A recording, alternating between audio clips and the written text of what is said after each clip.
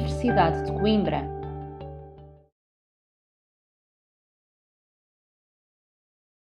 Somos filhos da madrugada, pelas praias do mar nos vamos, à procura de quem nos traga verde oliva de flor no ramo. Navegamos de vaga em vaga, não soubemos de dor nem mágoa, pelas praias do mar nos vamos, à procura da manhã clara.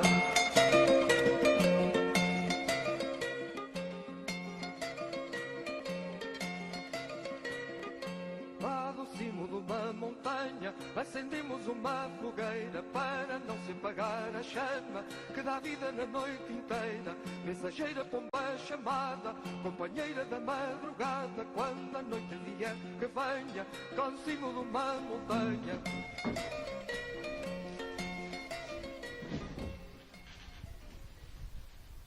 Olha, um casaco é de militar, de certeza? Ela se diz aí de quem era? Não, aqui não diz nada. Sim, mas é de militar. Pois é. Estranho. E tem muitas coisas aqui dentro. Desde que, em 1955, Portugal entrou para a ONU, instalou-se um clima de desconforto internacional devido à recusa do governo português em admitir as disposições da Carta das Nações Unidas relativamente ao direito à autonomia de todos os territórios, opção que tinha sido inicialmente tomada por Salazar e que Marcelo Caetano continuou. Mas foi com a guerra colonial, existente desde 1961 em Angola, 1963 na Guiné e em 1964 em Moçambique, que Portugal viu crescer não só o isolamento internacional, mas também um clima de insatisfação no seio das Forças Armadas. Mesmo assim, Salazar mantinha-se convicto das suas opiniões e proclamava que a pátria não se discute e que estávamos orgulhosamente sós. Assim, se por um lado encontramos episódios como a recepção de dirigentes de movimentos de libertação pelo Papa Paulo VI em 1970, a vaia a Marcelo Caetano em Londres,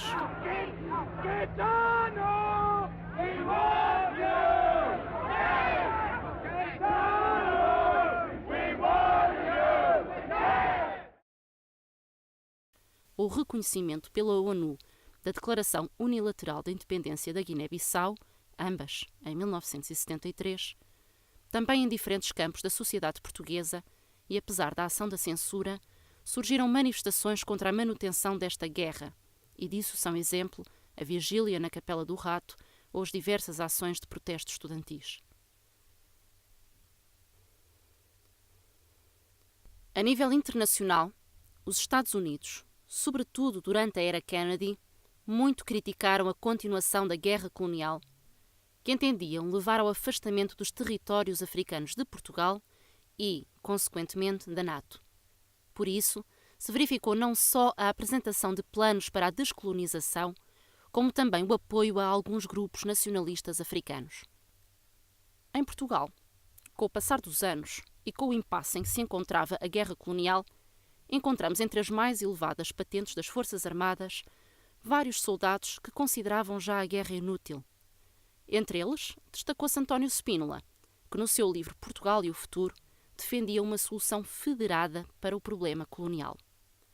Contudo, ainda subsistiam também militares que apoiavam o governo e que defendiam a manutenção da guerra colonial, os quais se reuniram no Porto entre 1 e 3 de junho, no primeiro Congresso dos Combatentes do Ultramar.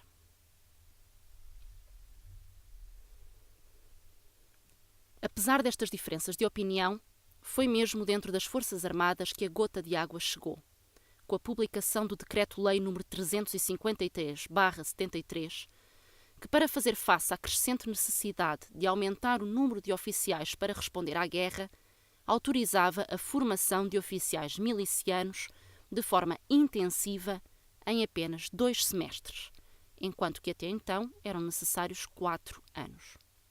Em resposta a este decreto, que atentava contra os interesses, sobretudo, dos capitães, formou-se o Movimento dos Capitães, cuja primeira reunião decorreu perto de Évora em 9 de setembro de 1973, e onde, demarcando-se do que havia resultado do Congresso dos Combatentes, iniciaram um movimento de contestação à política colonial defendida pelo regime português. Mesmo depois de o governo ter abandonado o contestado decreto, o movimento não desmobilizou. Pelo contrário, politizou-se ainda mais. Apesar de, dentro das Forças Armadas, se manterem diferentes opiniões sobre o rumo que Portugal deveria seguir, fosse a continuação da guerra ou uma solução negociada, os capitães estavam convencidos de que a única maneira de corrigir os problemas de que as Forças Armadas eram alvo era através de um golpe militar que alterasse a situação política do país. Para esse efeito, elegeram, no final de 1973, uma comissão coordenadora dirigida por Vasco Lourenço, Vítor Alves e Otelo Saraiva de Carvalho.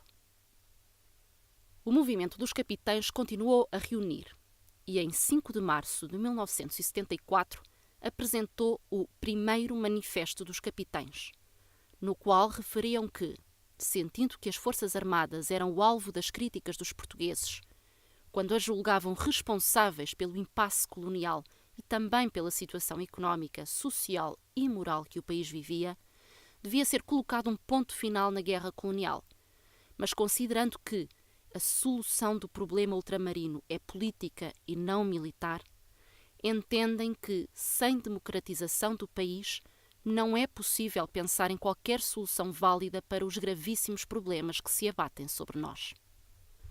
Como resposta, Marcelo Caetano recebeu numa cerimónia a 14 de março de 1974, e que depois ficou conhecida como Brigada do Reumático, o apoio dos generais das Forças Armadas que reiteravam o seu apoio ao governo. Os únicos que se recusaram a participar deste evento foram os generais Francisco da Costa Gomes e António de Spínola, tendo-lhes valido, por um lado, a imediata exoneração dos seus cargos, mas, por outro, o crescimento do seu prestígio entre os capitães.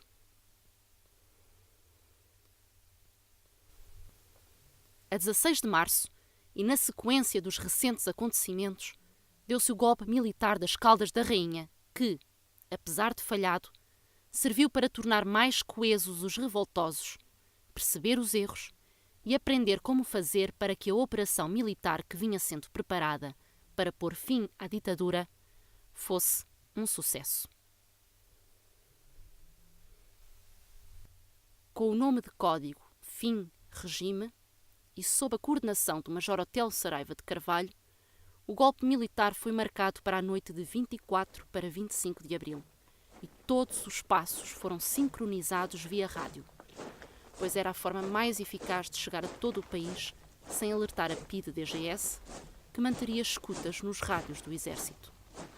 E foi assim que, pelas 22 horas e 55 minutos do dia 24 de abril, passou na rádio Emissores Associados de Lisboa a primeira senha revolucionária, a canção E Depois do Adeus, de Paulo de Carvalho. Saber quem sou, o que faço aqui, quem me abandonou. Pouco tempo depois, já às 0 horas e 20 minutos, passava no programa Limite da Rádio Renascença a segunda senha, confirmando que a revolução estava em marcha e era já irreversível. Grândola Vila Morena, terra da fraternidade, o povo é quem mais ordena, dentro de ti a cidade. Apesar de ter tido início durante a noite, à medida que a revolução se instalava nas ruas, acorriam lisboetas aos locais onde os militares iam passando, procurando perceber e acompanhar todos os acontecimentos. Mesmo depois de o movimento das Forças Armadas divulgar um comunicado pedindo que os populares permanecessem em suas casas, o apoio popular à revolta era incontrolável. O movimento das Forças Armadas. As Forças Armadas portuguesas apelam para todos os habitantes da cidade de Lisboa no sentido de recolherem as suas casas, nas quais se devem conservar com a máxima calma. Ao longo do dia, um pouco por toda a cidade, e em especial junto do quartel do Carmo, entoavam-se gritos de vitória, de liberdade, e ouvia-se cantar o hino nacional. A Salgueiro Maia coube um papel fulcral em toda esta revolta. Teve como tarefas o controle do Terreiro do Paço, junto do qual encontrou a única força que parecia querer reagir, o Regimento de Cavalaria 7. Aí, e recorrendo ao diálogo, conseguiu fazer os soldados desse regimento juntarem-se aos revoltosos e engrossarem as fileiras da Revolução. Outro momento marcante das atividades de Maia foi já no Largo do Carmo, quando conseguiu a rendição de Marcelo Caetano, que entregou o poder ao general Spínola. No entanto, não fazendo parte do golpe militar desde o início, este general impôs algumas exigências ao movimento das Forças Armadas e só assim aceitou fazer parte da Revolução. Ao longo de todo o dia 25, as manobras do movimento das Forças Armadas vão ditando a queda do regime, encontrando resistência praticamente apenas por parte da polícia política, que foi a responsável pelos únicos 4 mortos deste golpe militar.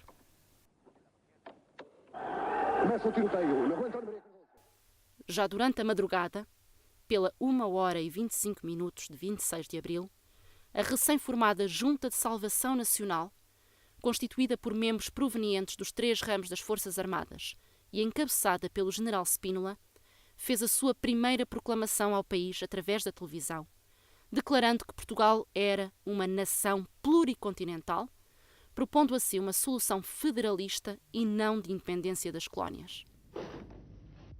Proclamação da Junta de Salvação Nacional. Em obediência ao mandato que acaba de ser confiado pelas Forças Armadas, após o triunfo do movimento em boa hora levado a cabo pela sobrevivência nacional e pelo bem-estar do povo português, a Junta de Salvação Nacional a que presido, constituída por imperativo de assegurar a ordem e de dirigir o país para a definição e consecução de verdadeiros objetivos nacionais, assume perante o mesmo o compromisso de garantir a sobrevivência da nação como pátria soberana no seu todo pluricontinental. Olha, este é o Tenente Coronel Otelo. Pois é. Se calhar aquele era o casaco dele. Estão a ver? É mesmo? É mesmo? É.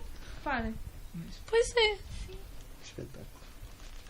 Olha, está ali outra caixa. Oh!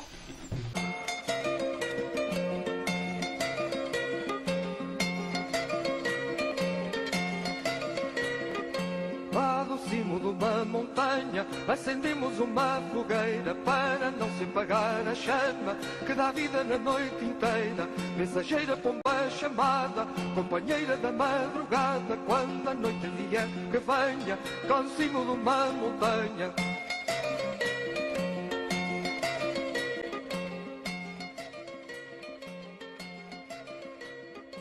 Onde o vento cortou amarras, largaremos pela noite fora, onde há sempre uma boa estrela, noite e dia ao romper da aurora. Vira a proa, minha galera, que a vitória já não espera, fresca brisa moira encantada, vira a proa da minha barca.